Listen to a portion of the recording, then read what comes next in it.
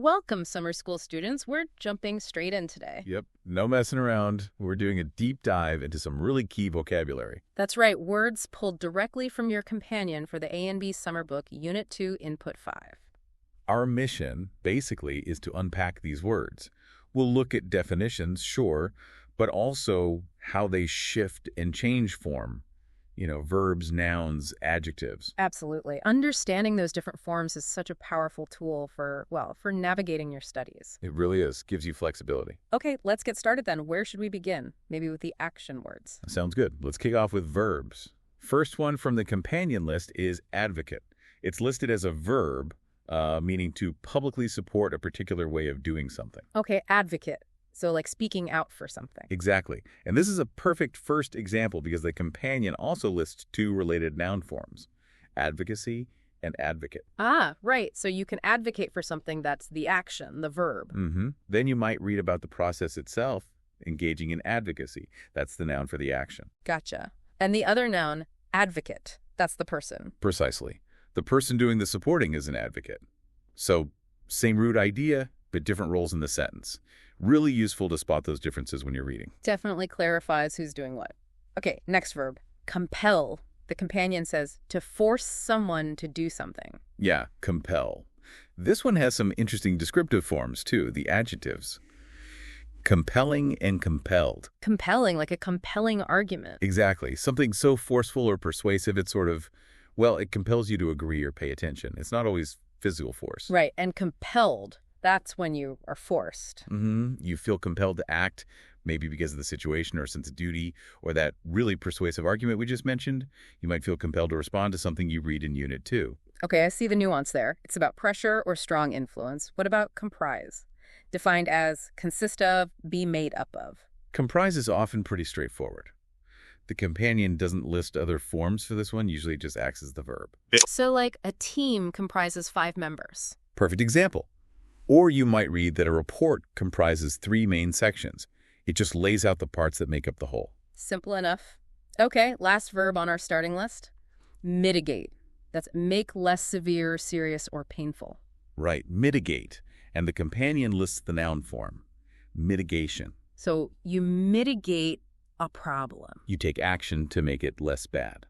And the process or the result of that action is mitigation. Like disaster mitigation. Exactly. Or efforts to mitigate climate change or mitigate harm. It's all about reducing negative impact. A really important concept, especially in academic texts. Okay, so we've covered some key action words, the verbs. What about the things, the nouns? Let's dive into those. First one from the companion. Commitment, the noun, meaning willingness to give your time and energy to a job, activity, or something that you believe in. Commitment. And this one definitely links back to actions, doesn't it? It does. The companion also lists the verb commit and the adjective committed. So you commit to something. That's the verb, the action of dedicating yourself. And if you follow through, you are committed. The adjective describing you. Right. And what you show is commitment. The noun. See how they all connect? The whole family of meaning. Yeah, that makes it much easier to grasp. Okay, next noun. Constituent. Defined as one of the things that come together to form something. Constituent. The companion just gives us the noun form here. Think of it like a building block or an essential part. Like the constituents of a chemical compound. Or the constituents of a successful team. Or the different constituent groups within a society. It points to the individual pieces that make up a larger thing. a fundamental part. Got it. Now something maybe less fundamental and more tricky. Dilemma. Noun. A situation in which a difficult choice has to be made between 2 or more alternatives. Ah, the classic dilemma. Again, just the noun form listed. It really captures that specific tough spot, doesn't it? It does. That feeling of being stuck between 2 options, neither ideal. Exactly. Your readings might present a character facing a moral dilemma or a government facing a policy dilemma. That difficult choice is the core of it. Okay. Next noun. Interdependence, meaning a situation in which people or things depend on each other. Interdependence. This is a big one, especially for global topics, and it has related forms. the adjective interdependent and the adverb interdependently. So things can be interdependent. Right, like countries being economically interdependent. That's the adjective describing their relationship. And they might act interdependently. They might work together interdependently on a project. That's the adverb describing how they interact. And the overall state, that mutual reliance itself, is interdependence, the noun. That makes sense. Mutual reliance. Okay, how about reparation, defined as payment for harm or damage? Just the noun. Just the noun form listed, yes. Reparation, or often used in the plural, reparations. It's about making amends, usually through payment or other actions, for past wrongs. So if Unit 2 discusses history or conflict, this word might come up. Very likely. Discussions about historical injustices often involve calls for reparations. It's that concept of redress for harm done. Understood. Next, solidarity. That's agreement between and support for the members of a group, especially a political group. Solidarity, another key noun for social and political contexts.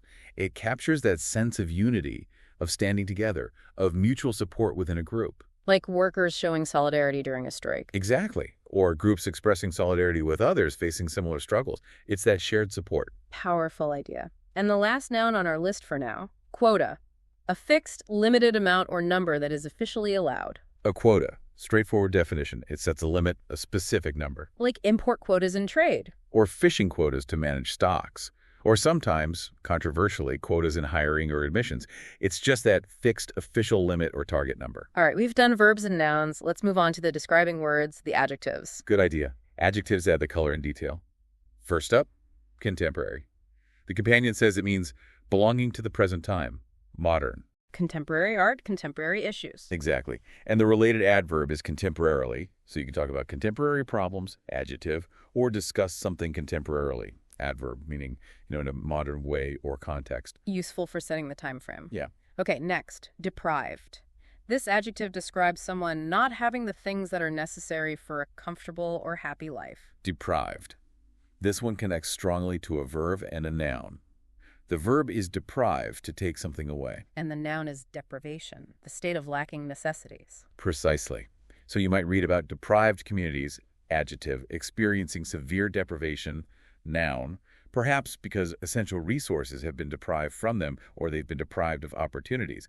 That whole word family paints a picture of lack. A very stark picture. How about destabilized? The companion notes something destabilized has become less successful or powerful or less able to control events. Destabilized. Again, part of a family. The verb is destabilize, the action of making something unstable. And the noun. The noun is destabilization, the process or the state of being unstable. So an external shock might destabilize, verb, a region, leading to political destabilization, noun, resulting in a destabilized adjective situation. It describes that whole process of losing stability. Okay. Next adjective, malnourished.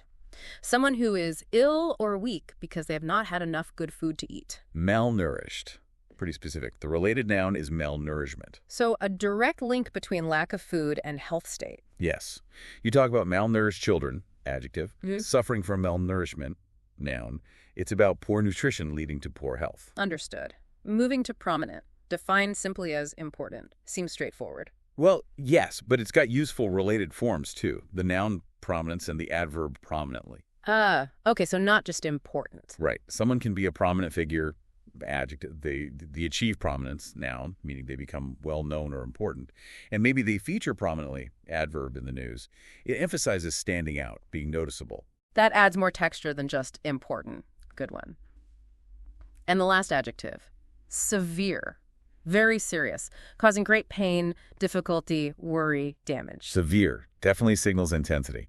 It also has the noun severity and the adverb severely. So you can talk about a severe storm. And you can measure its severity, noun. And you can say the storm severely, adverb, damaged the coastline. It allows you to describe both the quality and the degree or manner of seriousness. Okay, that covers the adjectives. We've hit verbs, nouns, adjectives, but your companion has one more entry listed as an adverb. Ah, yes, a very handy little phrase, vice versa. And the definition is used to say that the opposite of a situation you have just described is also true. Exactly. It's basically a shortcut, a real time saver in writing and speaking. How so? Well, instead of saying Team A needs help from Team B and Team B also needs help from Team A, you can just say Team A needs help from Team B, and vice versa. Precisely. It signals that the relationship or the situation works both ways. Comes from Latin. Literally means the position having been turned. Just means the other way around. Very efficient. Keep an eye out for it. So there we are. That's our deep dive into quite a few essential words from the companion for Unit 2 Input 5. We've looked at their meanings, but maybe more importantly, their different forms. Right. We've seen verbs, nouns, adjectives, that adverb phrase, and crucially, how they often link together in families.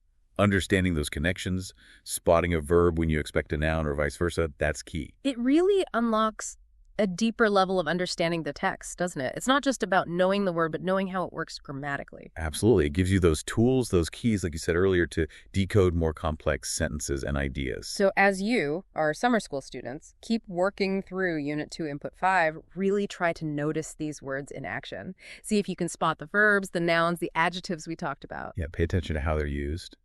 And maybe think about this. How does knowing that a word can be a verb or a noun or an adjective actually help you anticipate the structure of a sentence as you're reading it? Even before you fully process the meaning, does recognizing the potential form give you clues about what's coming next grammatically? Ooh, that's a great question. Thinking about form as a predictor of structure, definitely something to mull over as you continue your reading.